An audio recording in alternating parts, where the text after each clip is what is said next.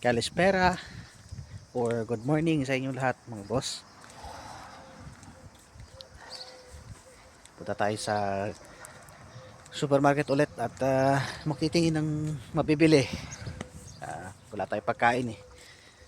Kagigising ko lang din at diretso tayo agad dun dahil nagugutom na ako. Kahapon di ako masyadong nakakain. Masyadong busy dun sa hotel at maraming tao. Sobra. Medyo late na nga ako nakapag linis ng mga baso tsaka yung mga wine glass pati yung sa cutlery namin. So may mga natira pa doon. Hindi pa natapos. Pero mamaya matatapos ko yun. Kahapon kasi talaga sobrang busy. Dito tayo dahil sa shortcut mga boss para mabilis lang. Pagdating ko dito sa island na to, meron na talaga tong shortcut dito. Hindi ko sure kung sinadya yan para daanan. Kasi kung iikot ka pa nga naman doon, malayo. Kaya dito, sa likod na lang ng supermarket, ayan na siya. Punta ka na lang doon sa harapan. Kailan kaya ulit ako makakasakay ng eroplano pauwi?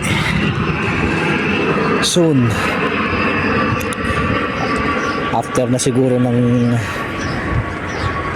end of summer, pagka magkuklose na yung hotel, pahinga naman, bakasyon naman muna, balik na lang ulit pag magsa-summer na.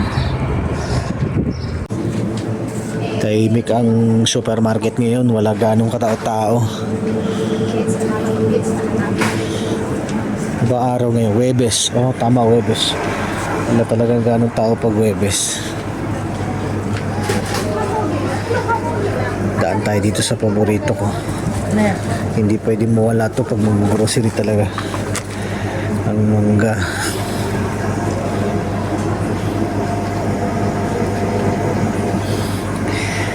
Kasama to sa listahan.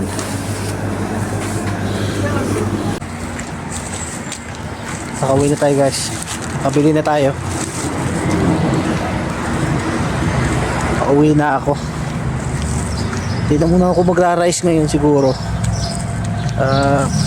Bili na lang ako ng 2 donut. Pares ko sa mangga. Yan na lang muna siguro ang kakainin ko.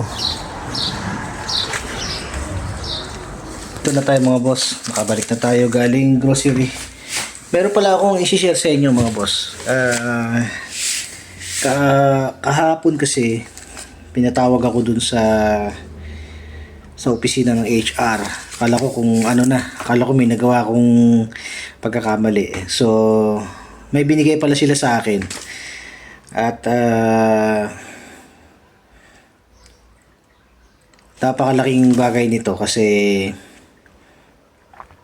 pagkalimbawa wala ka ng budget sa pang-araw-araw mo, magagamit mo siya. So ito yung ibig ko sabihin mga boss. Ito siya. Yan. Kung makikita nyo, yan, Eden Red card. Yan, ito siya, binigay sa akin. So nagawa na nila ako ng account. Tapos may laman to mga boss na 100 euro or more than 6,000 or 7,000 sa peso, pero sa euro 100 euro. So magagamit mo siya through cashless o swiping ng card sa mga supermarket, pero hindi ko sure kung sa lahat ng supermarket kasi base sa mga meron na nito, yung mga dati na dito, hindi sa lahat ng restaurant or supermarket is available siya. So ganito yung itsura niya mga boss, papakita ko lang sa inyo. Ganito yung card niya, ayan. Nakikita nyo, ganyan siya. Cashless na rin po yan. Every month po, dyan po pinapadala ng hotel namin yung allowances na binibigay nila para sa lahat, para sa mga empleyado sa amin. So dahil po ako ay bagong lipat sa kanila, nabigyan din po ako ng ganito. Napakalaking bagay po nito mga boss kasi nagagamit ko talaga siya sa supermarket. Lalo na kung halimbawa, syempre, low budget ka na, naipadala mo na lahat yung pera mo, so wala ka ng pangkas, magagamit mo siya. Tapos, pwede ka rin halimbawa pagka uwi ka na, no? Hindi halimbawa hindi mo nagamit yung buong allowances mo ng buong contract mo, pwede mo siyang ipamili ng mga groceries para ipampasalubong sa pamilya. So napakaing bagay talaga nito. Yung misis ko din mga boss meron nito. Tapos ako rin. Yung sa akin nito, hindi ko pa siya nagagamit. Kasi ang bala ko sana, hope so sana, hindi namin siya magamit. Gagamitin namin siya pag uwi namin. Para meron kaming ipampasalubong o ipampabagahe namin. At para hindi na namin magamit yung sarili naming pera. Dito na lang.